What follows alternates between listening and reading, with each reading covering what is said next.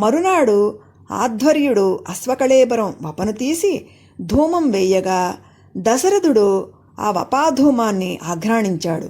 అనంతరం 14 ఋత్విక్కులు శమనాస్వాంగాలను ఖండించి హోమం చేశారు.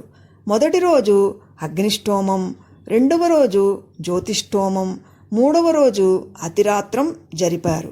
అశ్వమేధయాగం పూర్తయింది.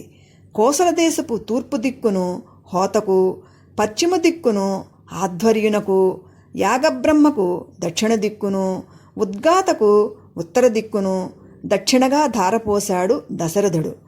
దేశపాలన మీ వంటి క్షత్రియుల బాధ్యత గాని మా వంటి బ్రహ్మవేత్తల బాధ్యత కాదు అని వారు ఆ కోసల భూభాగాలను తిరిగి దశరథునకు ఇచ్చి దానికి ప్రతిగా 10 కోట్ల సువర్ణముద్రికలు, 40 కోట్ల వెండి నాణెములను స్వీకరించారు. తక్కిన ఋత్విక్కులను భూరిదానాలతో దశరథుడు సత్కరించి వారి ఆశీస్సులు అందుకున్నాడు. షడ్రసోపేతమైన అన్నదానంతో ప్రజలందరూ పరితృప్త హృదయులై తమ మహారాజుకు సంతానం కలగాలని దీవించారు. ఆ అశ్వమేధయాగంతో సకల దేవతలు సంతృప్తులయ్యారు. ఆ తరువాత ఋష్యశృంగుడు పుత్రకామేష్టి ప్రారంభించాడు. ఋత్విజులు వేదమంత్రాలతో ప్రోత్సహిస్తూ ఉండంగా దశరథుడు ఆజ్యధారలతో అగ్నిహోత్రుని ఆనందపరుస్తున్నాడు. యథావిధిగా పుత్రకామేష్టి పూర్తయింది.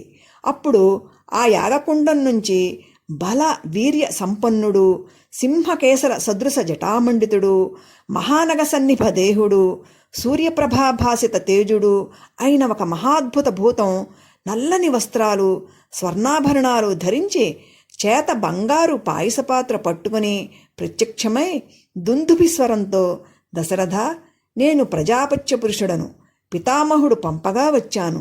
ఇదిగో ఇది యాగప్రసాదమైన పాయసపాత్ర.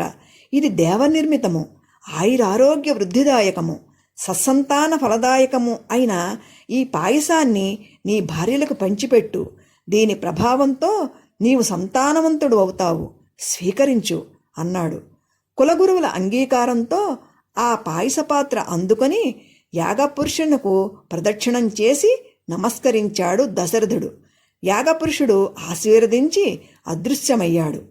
దశరథుడు పరమసంతోషంతో అంతఃపురం చేరి ఆ పాయసంలో సగం కౌసల్యకు, మిగిలిన దానిలో సగం సుమిత్రకు ఇచ్చి తక్కిన దానిని 2 సమభాగాలు చేసి కైకకు, సుమిత్రకు ఇచ్చాడు.